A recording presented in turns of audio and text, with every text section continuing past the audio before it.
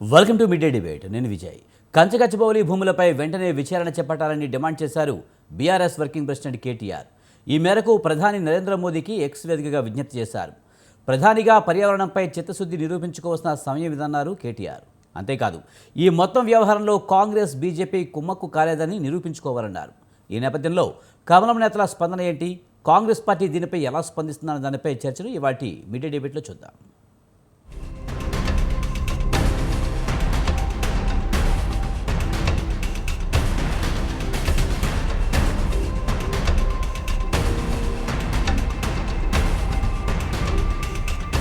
కంచగచ్చబౌలి భూములపై పర్యావరణంపై చిత్తశుద్ధిని, అలాగే ఈ వ్యవహారంలో బీజేపీ కాంగ్రెస్ కుమ్మక్కు కాలేదని ప్రధాని నిరూపించుకోవాలంటూ కూడా కేటీఆర్ ఎక్స్ వేదికగా స్పందించారు.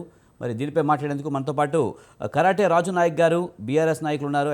అలాగే రామరెడ్డి గారు, బీజేపీ జాయింట్ కన్వీనర్ మనతో ఉన్నారు. వారితో మాట్లాడదాం. ముందుగా రాజు నాయక్ గారు, నమస్తే అండి. నమస్తే అండి సార్, కంచగచ్చబౌలి భూములపై ప్రధానిగా పర్యావరణంపై చిత్తశుద్ధి ఉంటే నిరూపించుకోవాలంటే కూడా కేటీఆర్ విజ్ఞప్తి చేశారు. ఇది ఎలా చూడాలంటారు? నమస్తే అండి. మీకు ప్యానల్లో ఉన్న పెద్దలు రామరెడ్డి గారికి నమస్కారం. ఒకటి రెండు మూడు విషయాలు ఇక్కడ మీకు చెప్పదలుచుకున్నాను.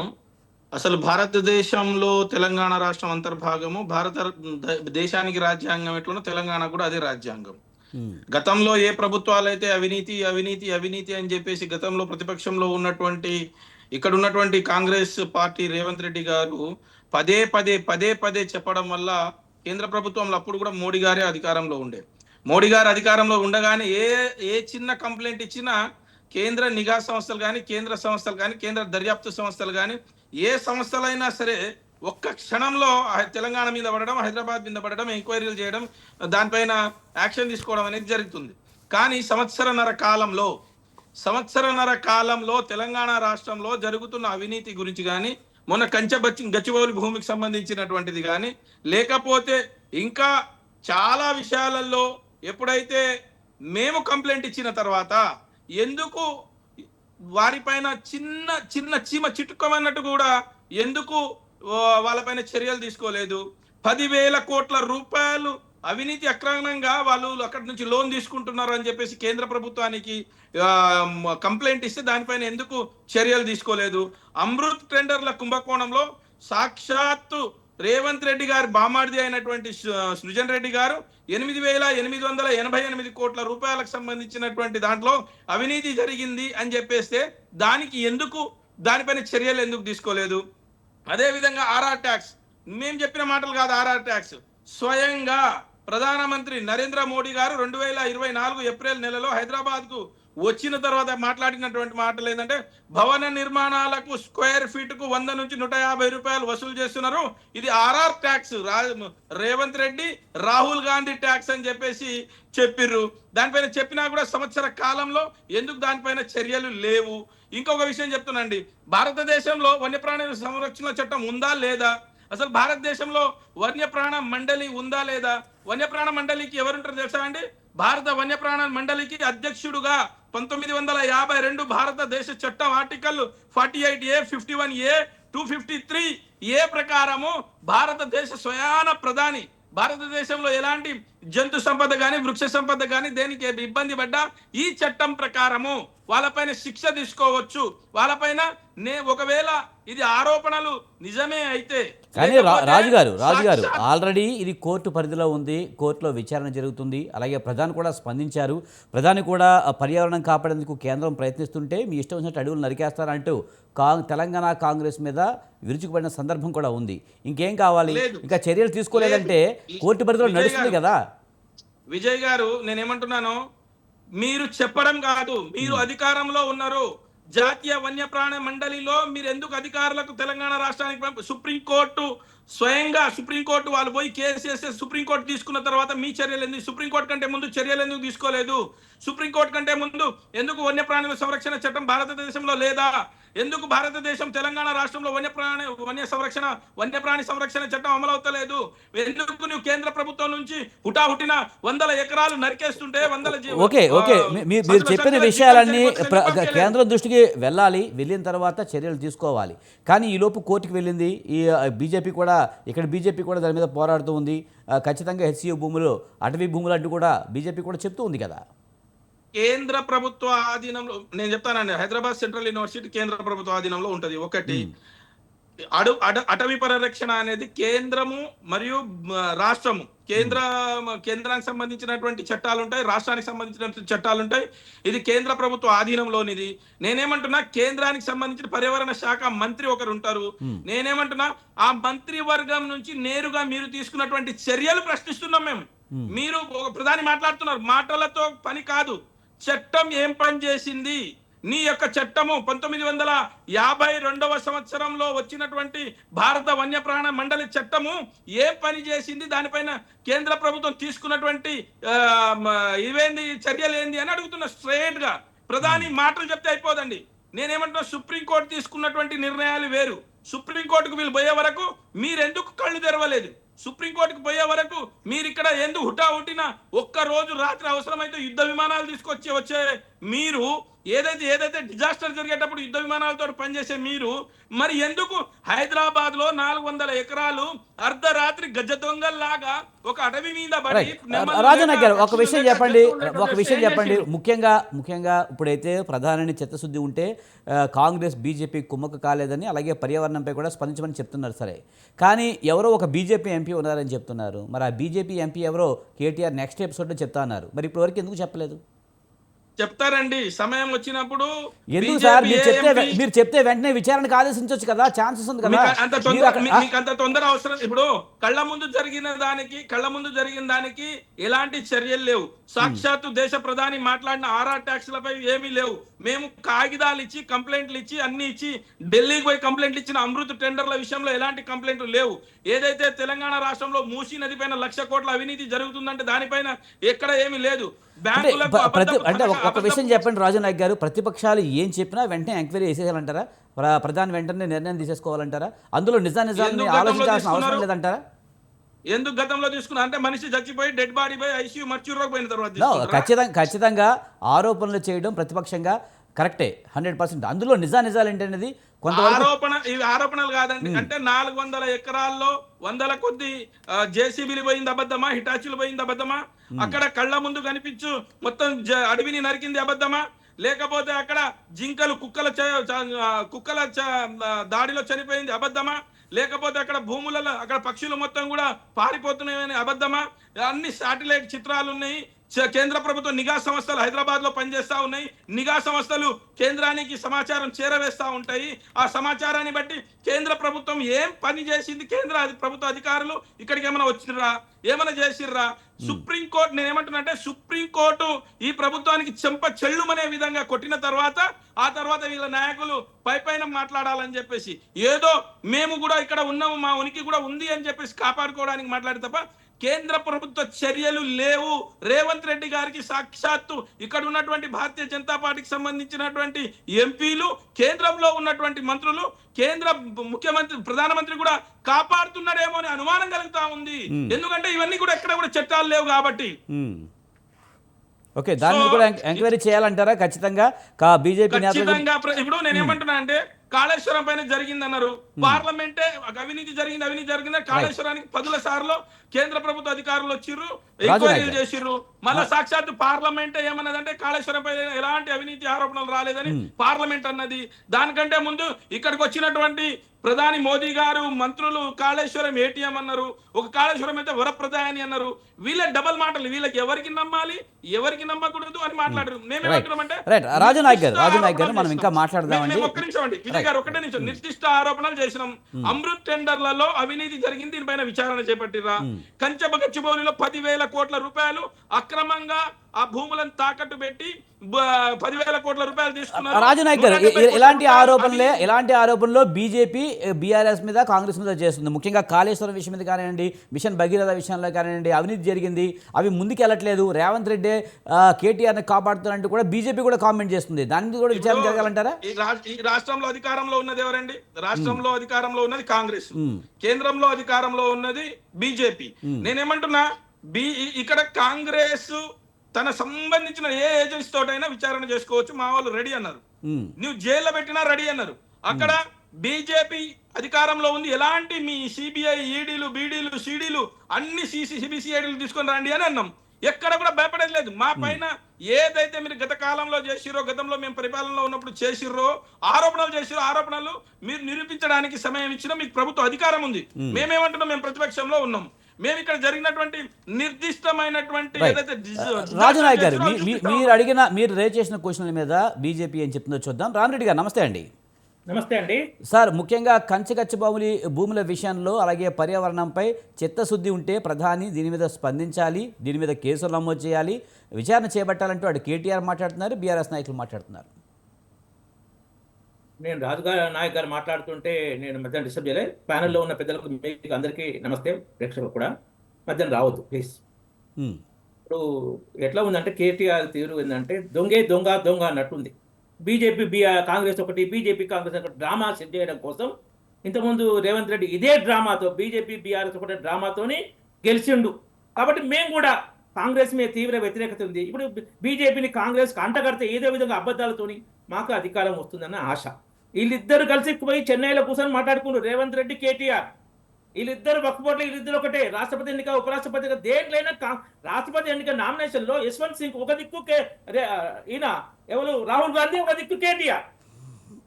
వీళ్ళంతా కలిసి ఉంటారు తోడుదొంగలు. మళ్ళీ పూర్తిగా బీజేపీ ఇద్దరు కలుతారు. ఆ రేవంత్ రెడ్డి అత్యాజ్ఞ ఉంటుంది.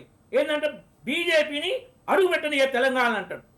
ఆయన మాట్లాడు, వాళ్ళ ఎమ్మెల్సీ చెప్పాడు, ఏదో మన తీర్మానం మల్లన్న అడుగు పెట్టడు కాదయ్యా, పండబడి బోరుతుంది.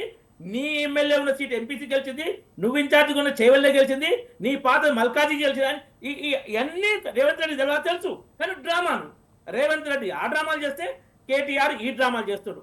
మేము అవినీతిని సాధించాం, మేము కంప్లైంట్ ఇచ్చినట్టు రెడ్ హ్యాండెడ్ గా కెమెరా ముందు 2017లో దొరికిపోయిన రేవంత్ రెడ్డి కేసును ఏమైంది? ఏసీబీ ఎందుకు దాన్ని నానబెట్టింది? కోర్టు చరిత్ర ఎందుకు దాన్ని బైబెంచ్కి వెళ్ళలేదు? రేవంత్ రెడ్డి కేసీఆర్ కున్న కుమ్ముక్కేంది? ఇది మాట్లాడు. రెడ్ హ్యాండెడ్ గా కెమెరా ముందు దొరికిపోయిండు. దాన్ని వీళ్ళు కూడగలుపుకొని బీజేపీ నాకు పోటీకి వస్తుంది, కాంగ్రెస్ లేపాలి, ఆ రేవంత్ రెడ్డి గారు కాంగ్రెస్ కుమ్ముక్కై వీళ్ళు డ్రామాలు చేసి వీళ్ళ స్వార్థం కోసం ఆ కేసును నిర్వీర్యం చేశారు. 2017 2025 10 ఏళ్ళు వీళ్ళు 8 ఏళ్ళ పైగా వీళ్ళు అధికారంలో ఉన్నారు. ఆ టైంలో దాన్ని నిర్వీర్యం చేసి ఇప్పుడు నన్ను అరెస్ట్ అయ్యి నేను అరెస్ట్ చేస్తా డ్రామాలు తప్ప ఒక్కళ్ళని అరెస్ట్ చేసేదా? ఇంతకుముందు రేవంత్ రెడ్డి సిబిఐ ఎంక్వైరీ చేయాలి, ఆ కాళేశ్వరం మీద మేము సిబిఐ ఎంక్వైరీ పంపించాము. వీళ్ళకు ఎన్నోసార్లు ఇంతకుముందు హోమ్ మినిస్టర్ చెప్పలే కానీ అమిత్ షా గారు ఎన్నోసార్లు స్పష్టంగా చెప్పారు, సిబిఐ ఎంక్వైరీ రెండు విధాలనే జరుగుతుంది. ఏదో central government prime minister home minister ఎవరో అనుకుంటే జరగదు. ఒకటి ఎక్కడైతే ఆ కరప్షన్ జరిగింది అంటారో ఆ department person, authorised person complaint ఇవ్వాలి సిబిఐకి. 2 సుప్రీంకోర్టు కానీ హైకోర్టు కానీ ఆదేశించాలి. ఈ 2 పరిస్థితులనే సిబిఐ ఎంక్వైరీ కానీ ఏదో రేవంత్ రెడ్డి ఈయన కేటీఆర్ ఎక్స్లో పోస్ట్ చేస్తే ట్విట్టర్లో పోస్ట్ చేస్తే సిబిఐ ఎంక్వైరీ జరిగి ఈ డ్రామాలు పొలిటికల్ డ్రామాలు, వాళ్ళ లోపల కుమ్ముక్కు రాజకీయాలను కవర్ చేయడం కోసం చేసే డ్రామాలు. హెచ్సియు విషయంలో ఫస్ట్ మాట టీఆర్ఎస్ చేరే కింది బూత్ స్థాయి కార్యకర్త నుంచి కేంద్ర మంత్రి కిషన్ రెడ్డి, బండి సంజయ్ వరకు ఎస్సీ మీద రియాక్ట్ అయింది. వీళ్ళు ఎంపీలు పోయి అక్కడ పర్యావరణ శాఖ మంత్రిని అండ్ విద్యాశాఖ మంత్రికి ఇచ్చారు. వాళ్ళు ఇన్ఫర్మేషన్ తీసుకొని మనం ఆలోచించే కోర్టులో కేసు వేస్తే కోర్టు ఎంటర్ అయింది. రైట్. రామిరెడ్డి గారు, ముఖ్యంగా చాలా విషయాల్లో మేము కంప్లైంట్ చేశాము కేంద్ర ప్రభుత్వానికి, అమృత టెండర్ల విషయంలో కానీ, RRR విషయంలో కానీ, లేకపోతే హెచ్యు విషయంలో కానీ ఎన్ని కంప్లైంట్లు చేసినా సరే దాన్ని పెద్దగా కేంద్ర ప్రభుత్వం పట్టించుకోవడం లేదు. అక్కడే మాకు అనుమానం వస్తుందని చెప్తున్నారు. అలాగే గతంలో బీఆర్ఎస్ అధికారంలో ఉన్నప్పుడు చాలా సందర్భాల్లో చిన్న విషయాలకు కూడా ఎంక్వైరీ పేరుతో అప్పటి రాష్ట్ర ప్రభుత్వాన్ని, బీఆర్ఎస్ ప్రభుత్వాన్ని ఇబ్బంది పెట్టారని చెప్పి కాంగ్రెస్ వాళ్ళు అంటున్నారు. ఎక్కడ మేము లిమిట్స్ దాటి ఏ కేసులు కానీ యాక్షన్లు కానీ ఏమి తీసుకోలేదు. అసలు అంత పెద్ద కుంభకోణం కాళేశ్వరం మీదనే డైరెక్ట్గా మేము సిబిఐ ఎంక్వైరీ చేద్దాం లేదని చెప్పాం కదా. ఎవరు రాష్ట్ర ప్రభుత్వం కానీ కోర్టు కానీ ఆదేశించాలి. ఇవి 2 చేయనప్పుడు అంత పెద్ద కాళేశ్వరం మీదనే మేము మరి బీఆర్ఎస్ మీద కక్ష ఉంటే చేసే ప్రయత్నం ఏమైనా చేసినామా? కక్ష వేరు, చట్టం వేరు. కాబట్టి మేము ఎప్పుడు చట్టబద్ధంగానే వెళ్ళాం. Kavitha case, liquor case, Delhi lieutenant governor సిబిఐకి లెటర్ రాశాడు. కుంభకోణం జరిగింది, ఎంక్వైరీ చేయమని. అది తర్వాత ఇది ఈడీ ఎక్కడైతే నగదు బదిలీ జరుగుతుందో లిమిట్ దాటి చట్ట వ్యతిరేకంగా హవాలా రూపేనా, అప్పుడు ఈడీ ఎంటర్ అయింది. మరి ఈడీ 100 కోట్లు ఈమె ఢిల్లీ అప్పటి ముఖ్యమంత్రి అరవింద్ కేజ్రీవాల్కి ఇచ్చిందని వచ్చింది కాబట్టి ఈడీ ఎంటర్ అయింది. లెఫ్టినెంట్ గవర్నర్ లెటర్ తోటి సిబిఐ ఎంటర్ అయింది. ఆ 100 కోట్ల హవాలా దాని ఆ అలిగేషన్ తోటి ఈడీ ఎంటర్ అయింది. అంతే తప్ప ఎక్కడ ఏ సెంట్రల్ ఏజెన్సీ వాళ్ళ ఇష్టం జరిగింది. ఐటీ రైడ్ ఎక్కడైనా చేయొచ్చు. పొంగులేటి శ్రీనివాస్ రెడ్డి కూడా జరిగింది, ఎంతమంది జరిగింది, కాంగ్రెస్ వాళ్ళ మీద జరిగింది. ఇంకా అట్లాంటి కాంగ్రెస్ వాళ్ళ మీద కేసీఆర్ మీద కేటీఆర్ మీద వాళ్ళ మీద ఇంత ఆస్తులు సంపాదించగా ఐటీ రైడ్ అట్లా కూడా ఆలోచన చేయొచ్చు. ఇన్ఫర్మేషన్ కావాలి ఎవరికైనా, ఇన్ఫర్మేషన్ వచ్చినప్పుడు రైడ్ అవుతుంది. సో ఆ ఇన్ఫర్మేషన్ ప్రకారం నడుచుకుంటుంది.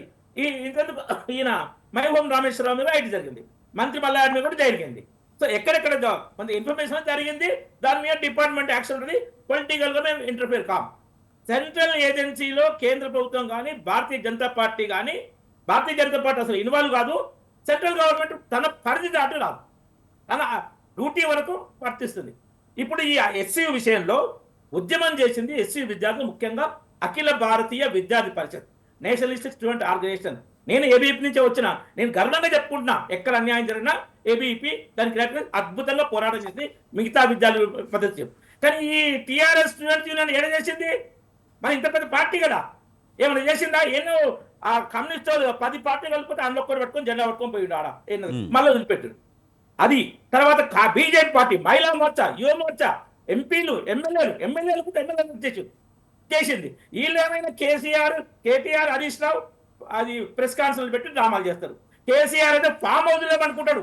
రామరెడ్డి గారు ప్రధానంగా కేటీఆర్ ఈ హెచ్సి భూములు అయితే ఒక ఎంపీ అని చెప్పి ఊరిస్తున్నారు. నిజంగా బీజేపీకి సంబంధించిన ఎంపీ నిజంగా ఉన్నారా? కేటీఆర్ వారం కిందనే నేను 3 రోజుల ఎంపీ పేరు కూడా బయట పెడతాను. వారం అయిపోయాయి, మరి 3 రోజులు అని చెప్పిండు, వారం అయిపోయింది. ఏది ఆ రోజు డిస్కషన్ ఇదే చెప్పిన, మీకు డిస్కషన్ కూడా ఇవన్నీ కేటీఆర్ డ్రామాలు. ఏ పూట ఆ పూట పబ్బం గడిపోవడం కోసం ఆ సోషల్ మీడియాను, మెయిన్ మీడియాను అన్ని రకాలుగా వాడుకుంటే నేను మీడియాలో ఉంటా అనే దాంతో ఆ డ్రామాలు చేస్తుంది తప్ప స్పెసిఫిక్ గా ఏ పని కేటీఆర్ కు పరిపాలన చేయడం రాదు, ఒక దాన్ని ఫాలో అప్ చేయడం, కంప్లైంట్ ప్రాపర్ గా చేయడం రాదు. డ్రామాలు, రాజకీయ డ్రామాలు తంట్లు చేయడం వస్తుంది, అదే చేస్తుండ్రు. దీన్ని బట్టి ప్రజలకు అర్థమైంది ఈ డ్రామాలు ఎక్కువైతే గత 9.5 సంవత్సరాల కాలంలో ఈ టీఆర్ఎస్ ఏదైతే దోచుకుందో, అప్పుల తెలంగాణ, తాగుబోతుల తెలంగాణ, ఆత్మహత్యల తెలంగాణ తయారు చేస్తుంది, దాన్ని మర్చిపోతారని వాళ్ళు భ్రమలు పడుతున్నారు. ప్రజలు మర్చిపోరు. రైట్ సార్, మనతో పాటు డాక్టర్ శివకుమార్ గారు, కాంగ్రెస్ నాయకులు కూడా ఉన్నారు, ఆయనతో కూడా మాట్లాడదాం. శివకుమార్ గారు నమస్తే అండి.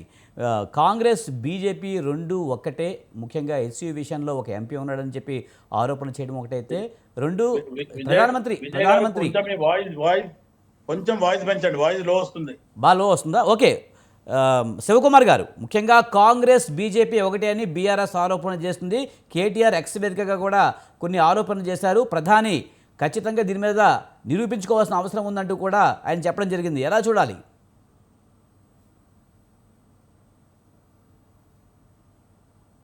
ఈ వాయిస్ నాకు క్లియర్ లేదు. మీరు ప్రశ్న ఏం అడిగినో అసలు వాయిస్ లేదు. రైట్ శివకుమార్ గారు, ఇప్పుడు నా వాయిస్ మీకు అర్థమవుతుందా, వినిపిస్తుందా? ఇప్పుడు రామరెడ్డి గారు మాట్లాడడం బాగుంది, మన కరాటే రాజు గారు మాట్లాడడం మీ వాయిస్ లో వస్తుంది నా దగ్గర. ఓకే వాళ్ళు అడిగిన దానికే మీరు చెప్పండి. పోనీ మేము మాట్లాడిన దానికి మీరు రియాక్ట్ కాండి. టీఆర్ఎస్ బీజేపీ మాట్లాడింది.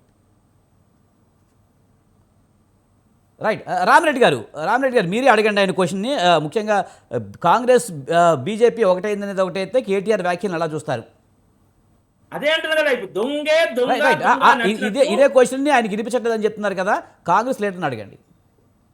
ఇప్పుడు అదే మన శివకుమార్ గారు, కాంగ్రెస్ బీజేపీ ఒక్కటే అని కేటీఆర్ అంటుండు కదా, దానికి మీ రెస్పాన్స్ ఏందని అడుగుతున్నారు.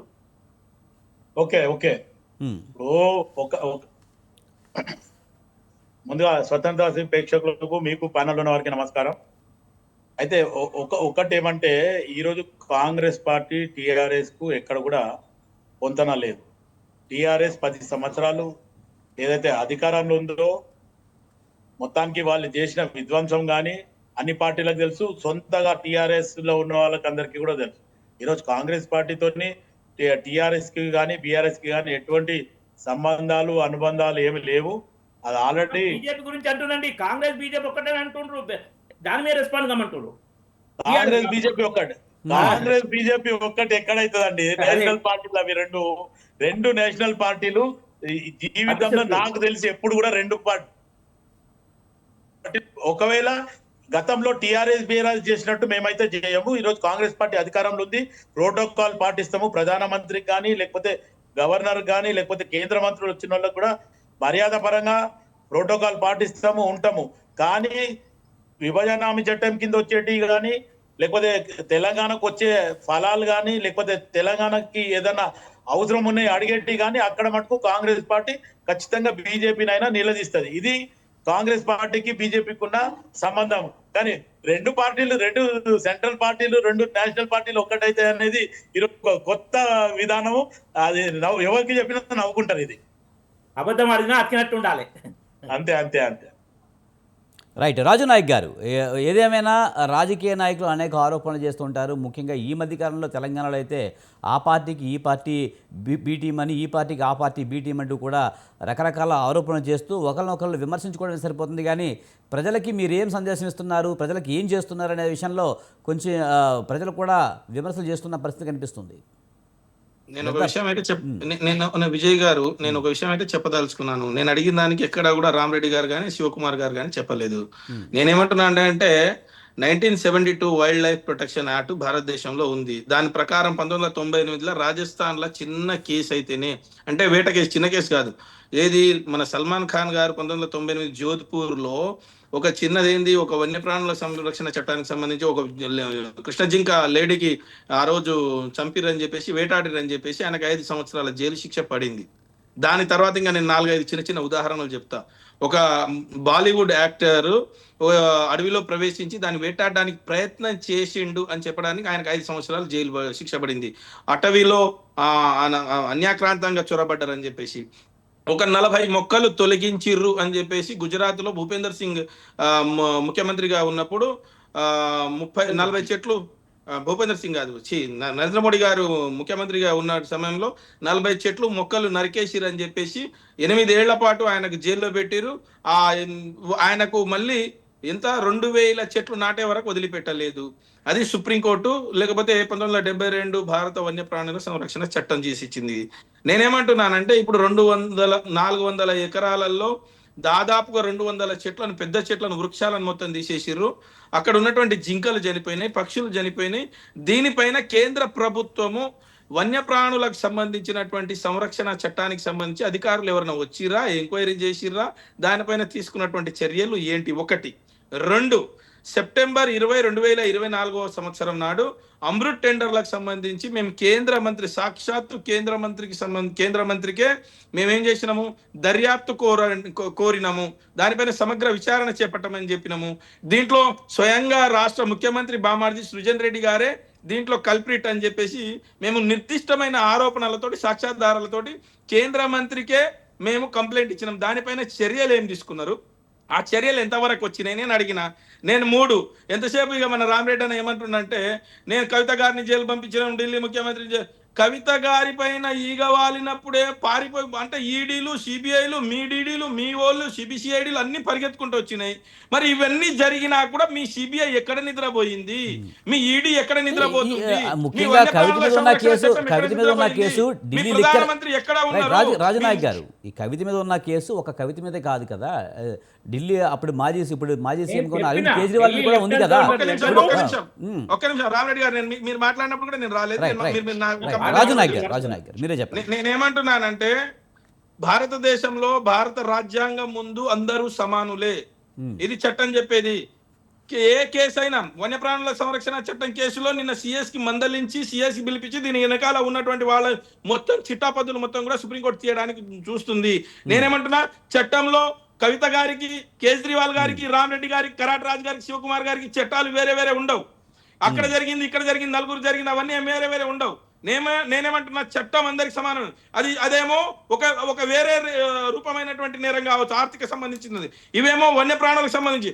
ఆర్థికం అనేది ఎప్పుడైనా సంపాదించుకోవచ్చు. వన్యప్రాణులు మనిషి యొక్క ఆయుష్కు సంబంధించింది, జంతువులకు సంబంధించింది. దీనిలో ఉన్నటువంటి వారిపైన మీరేం తీసుకున్నారు? ఇంకొకటి ఆర్థికమే చెప్తున్నా. అమృత్ టెండర్ లో 8,888 కోట్ల రూపాయల అమృత్ టెండర్ల విషయంలో అవినీతి జరిగిందని ఆరోపణలు కాదు, సాక్ష్యాధారాలతో ఇచ్చినాం. దానిపైన ఏం చర్యలు? మూడు, మీరు 170 కోట్ల రూపాయలు. రామిరెడ్డి గారు ఒక్క నిమిషం మీకే ఇస్తాను నెక్స్ట్. రైట్. మూడోది, 170 కోట్ల రూపాయలు ఒక కంపెనీని తీసుకొచ్చి మీరు వానికి కమిషన్ ఇచ్చి, అంటే ఆ కమిషన్ మీరు అవినీతి కింద ఇచ్చిరా, ఇంకో రకంగా ఇచ్చిరా, ఆ కమిషన్ ఇచ్చి 170 కోట్ల రూపాయలు కమిషన్ ఇచ్చి 10,000 కోట్ల రూపాయలు దొంగ పత్రాలు పెట్టి అక్రమంగా డబ్బులు తీసుకున్నారు. ఆ డబ్బులు ఎట్లా తీసుకుంటారు, దానిపైన చర్యలు తీసుకోమని అడిగితే దీనిపైన చర్యలు లేక, ఇక పాతకాలంలో మీరు ఎట్లా చేసిరు, కాళేశ్వరం ఇట్ అయింది, మేము అదే చేసినాము, మిషన్ భగీరథ, మీరు దానిపైన ఏం చర్యలు తీసుకున్నారు? అధికారులు ఏమొచ్చిర్రు, ఎక్కడ వచ్చిర్రు? దానిపైన నిర్దిష్టమైన సమాధానం చెప్పండి. రైట్. రామిరెడ్డి గారు ఆయన అడిగిన క్వశ్చన్స్ చెప్పండి, సమాధానం చెప్పండి. నేను ఆల్రెడీ చెప్పాను, సిబిఐ ఎంక్వైరీ 2 కారణాలతోనే, 2 విధాలుగానే అయి జరుగుతుంది. Concern department head, appropriate authority, రాష్ట్ర ప్రభుత్వం అయితే ముఖ్యమంత్రి, ఢిల్లీ లాంటి సపరేట్ స్టేట్ అయితే లెఫ్టినెంట్ గవర్నర్, అట్లా వాళ్ళు కానీ కోర్టు కానీ ఆదించాలి. మీరు నిజంగానే జరిగిందంటే కోర్టుకు పోతే, కోర్టు ఆల్రెడీ సిబిఐ ఎంక్వైరీ ఆదరించి, కోర్టు ఎందుకు పోలే? కోర్టు ఎట్లాగూ సెంట్రల్ గవర్నమెంట్ ఆర్డర్ అయ్యేదు, మేము రాజకీయంగా లబ్ధి పొందిన డ్రామా కోసం. అదొకటి. ఏది ఆ అమృత్ టెండర్ విషయంలో జింక విషయం చనిపోయింది, కోర్టు ఎంటర్ అయినాక కుక్కల దాడిలో చనిపోయింది. కోర్టు ఎంటర్ అయింది ఆల్రెడీ.